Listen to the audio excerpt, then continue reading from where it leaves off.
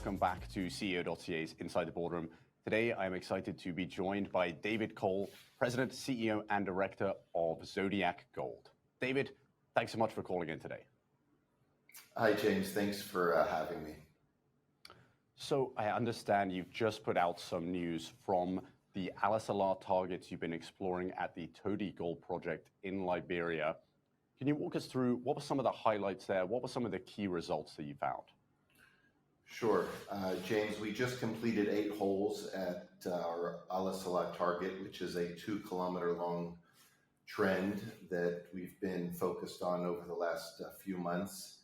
We've completed 8 holes with highlights of 4 meters of roughly 14 grams a ton, including 1.6 meters of 34.5 grams a ton, as well as 7 meters of 2.2 grams a ton, including 1 meter of 12.65 grams per ton.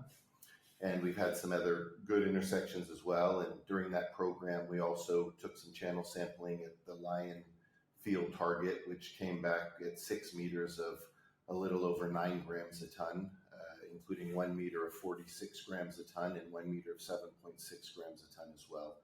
So it's been a great program from our standpoint. It's been a bit challenging to say because the geology is a bit complex, but our team has done a phenomenal job to adapt to understand what's going on geologically speaking. We tend to see these cross-cutting structures going through the area, and we realize that those cross-cutting structures are, hosting the higher grade material that we hit in the last 2 holes, including the channel sample result as well. Great, and I guess you last spoke with us back at the end of August, so pretty quick turnaround time in terms of completing that program and publishing the results. You mentioned the team had adapted to discovering these new geological insights, and the campaign had maybe evolved from what it had originally planned to be based on that new information. Can you walk us through the overview of the campaign? You mentioned 8 drill holes and some channel sampling. Was that always the plan? Did you do more or less work as a result of this new insight into the geology? So the strategy was always to drill 5 to 10 holes along this 2-kilometer structure. We had some historical drilling that we did in the past that came back with great results, which I mentioned on our last interview. So the plan was just to test Lion Hill, which we never drilled before in the past. So we're excited that we hit mineralization in the hole as well as the channel samples, and it was really good high grade material. So we believe that the exploration work done historically, as well as the new exploration work that was recently completed, gave us a stronger understanding of what's hosting the higher grade zones. In a few of the holes, we were expecting higher grade material, but the gold came back not as high, but we still hit mineralization in all of the holes. But we adapted to try and understand what was hosting the higher grade mineralization. So towards the end of the campaign, we realized that through our historical satellite interpretation study, which revealed all of these cross-cutting structures, it seemed as though the mineralized zone, or I would say the higher grade zone, was in these intersections of the cross-cutting structures. So we were able to hit those zones during the campaign, and as you can see from the results, we're very excited with the results. It's high grade material. We've got good widths as well. So we're going to take what we've learned from this program and we'll implement them in our next drill program, so we can truly define that 2-kilometer structure. We know it's hosting mineralization at surface and at depth.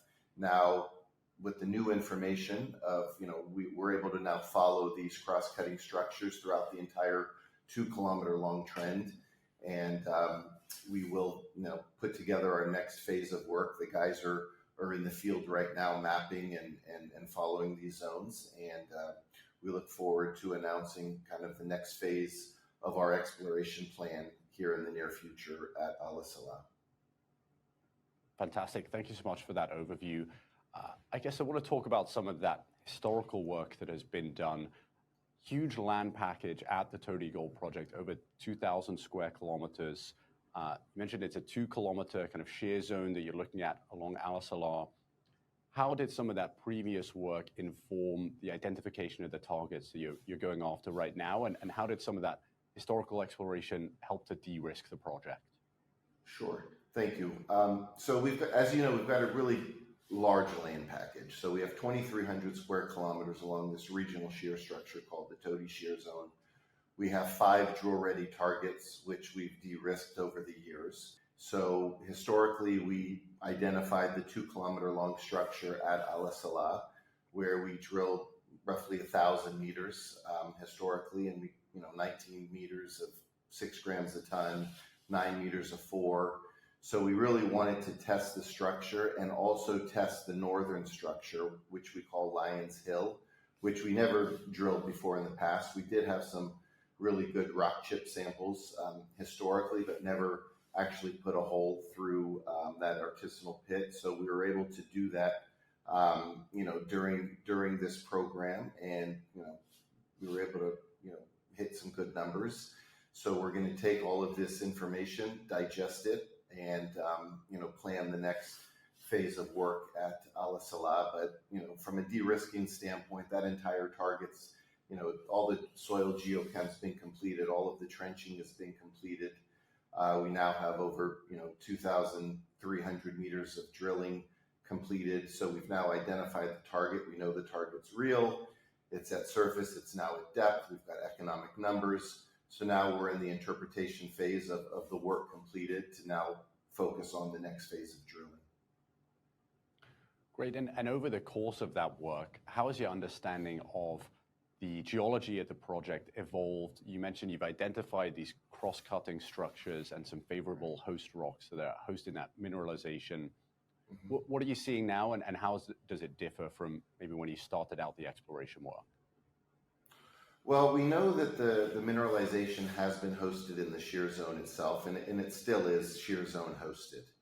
So we, looked at the satellite data and the satellite interpretation study that ACA Howe commissioned and actually reviewed again recently, and we realized that there are these cross-cutting structures going through the shear zone. So that's where we are seeing the higher grade material.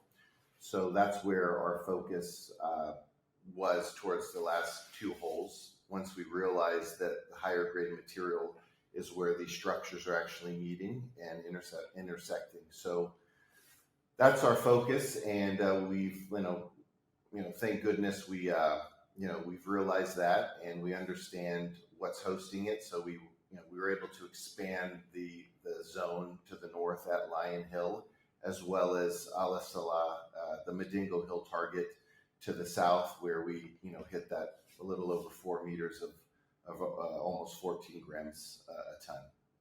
So if you look at the cross section that we put out in that press release, you can see it's a fantastic cross section, 19 meters of 6 grams, and then the other historical hole, 9 meters of 4.6 grams, and then if you look at the step back hole to that, 4 meters of 13.92 grams a ton. That's a beautiful cross section, and it's open at depth. So we're really excited to focus on that as well. So the great thing is we extended it to the north.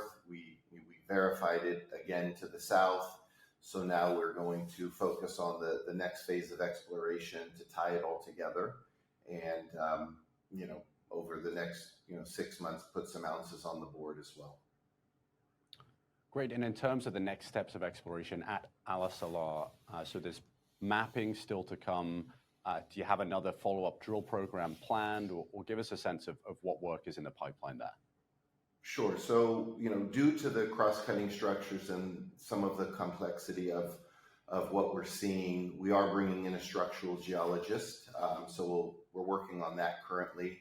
Once that work is completed, we'll then focus on the next phase of drilling at Alasala. Thanks a lot for that overview, David. I guess most of the focus today, we've been talking about Alasala. You obviously have these extra targets at Arthington, and I understand there's also some potential iron ore targets on the property as well that you've just had permitting adjustments for. walk us through maybe of those multiple different options. Do you have a sense of what the focus is going to be going forward? Sure. As you know, James, we are a gold explorer. That is our focus, is to deliver a world-class deposit. That has been our focus from day one, and that has not changed. But what we did realize when we converted our reconnaissance license to these 2 new exploration licenses through our work that we were doing on the property, we identified some historical iron ore assets.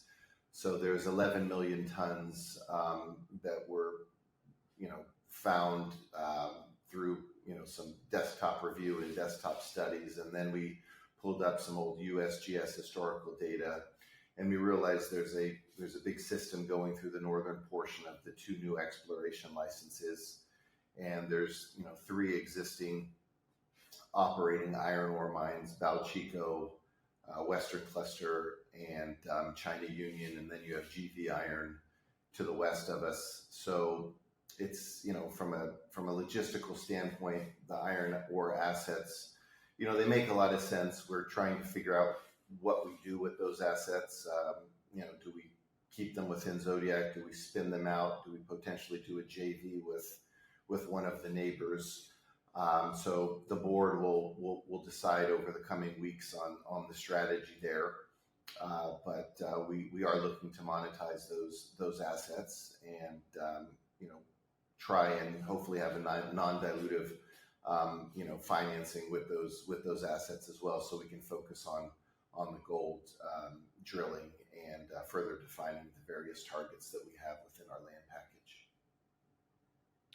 Fantastic. And David, maybe just to wrap up, when retail investors or people watching the interview are looking at Zodiac, could you give us a sense of, in your view, what sets you apart from some of the other exploration stories out there, and why is now an interesting time to start paying attention to Zodiac Gold?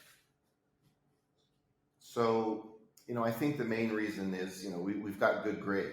We've got good mineralization. We have a large land package with potential multi-million ounce, potential.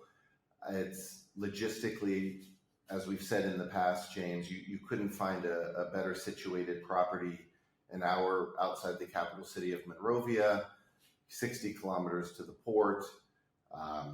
So logistically speaking, the hydro dam is 6 to 8 kilometers away.